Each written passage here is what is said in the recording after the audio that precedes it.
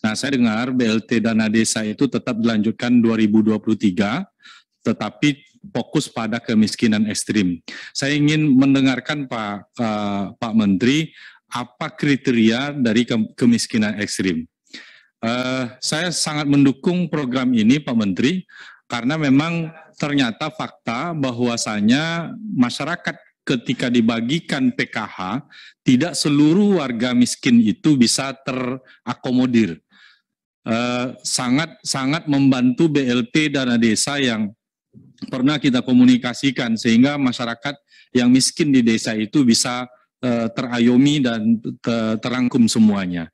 Nah, untuk program 2023, Pak Menteri tadi menyampaikan ada BLT tetap dana desa, tetapi untuk kemiskinan ekstrim.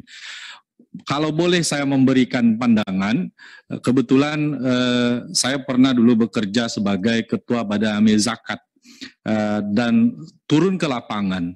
Nah, yang saya temui Pak Menteri, mudah-mudahan sama persepsinya, bahwa kemiskinan ekstrim yang saya pahami itu dalam bahasa agama Islamnya adalah fukara.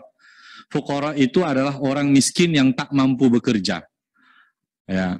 Orang miskin yang tak mampu bekerja itu dia miskin cacat, miskin sakit menahun. Artinya itu sakit kronis, mungkin dia kencing manis, mungkin dia stroke, mungkin dia lumpuh, mungkin dia kanker, tumor, dan ini banyak terjadi di daerah kita. Kemudian ada miskin tua renta, miskin tua renta. Kemudian yang keempat adalah miskin anak-anak. Mudah-mudahan sama persepsinya nih nanti, bahwasanya orang-orang miskin yang 4 kategori yang saya sampaikan ini, mereka ini adalah miskin yang tak mampu lagi bekerja.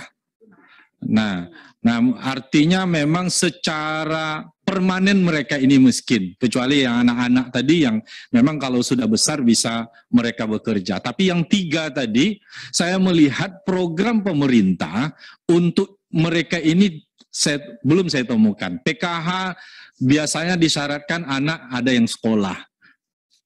Jadi untuk miskin cacat misalnya, kita tidak punya program yang konkret untuk itu. Nah, mudah-mudahan diarahkan ke sana. Tetapi saya ingin mendengarkan dulu seperti apa BLT dana desa ini untuk kemiskinan ekstrim. Terima kasih Pak Menteri.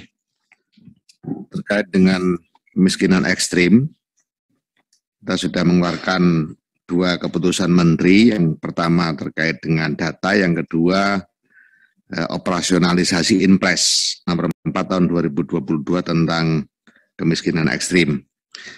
Adapun yang ukuran kemiskinan ekstrim ini pada dasarnya adalah penghasilan per warga per hari setara dengan 11.633. Ini BPS. Sehingga dinyatakan miskin ekstrim itu ketika penghasilan per hari per anggota keluarga itu di bawah 11.633. Nah, kami sepakat dengan Pak Sahrul tadi, miskin itu memang ada 2 kita mengkategorikan, baik ekstrim maupun tidak ekstrim.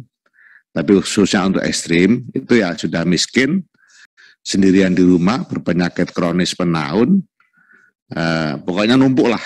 Numpuk, itu masuk.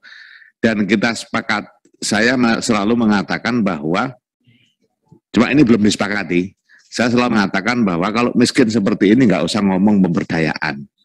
Jadi negara harus hadir, bagaimana dia sehat, bagaimana dia kebutuhan makan setiap hari terpenuhi, dan seterusnya. Nah, yang di luar itu harus bicara tentang pemberdayaan.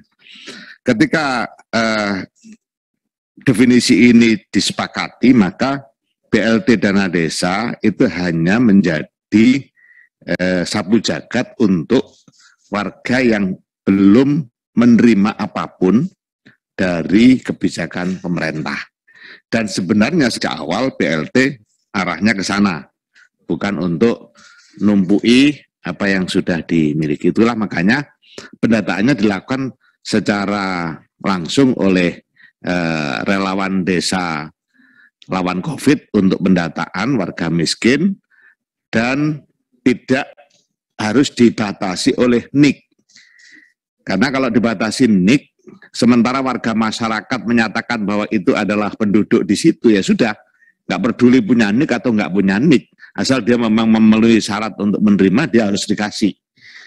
Ini supaya tidak sampai ada warga membutuhkan kehadiran negara tapi tidak bisa karena tidak punya NIK. Padahal mereka tidak punya NIK tidak semata-mata karena kesalahan warga itu sendiri.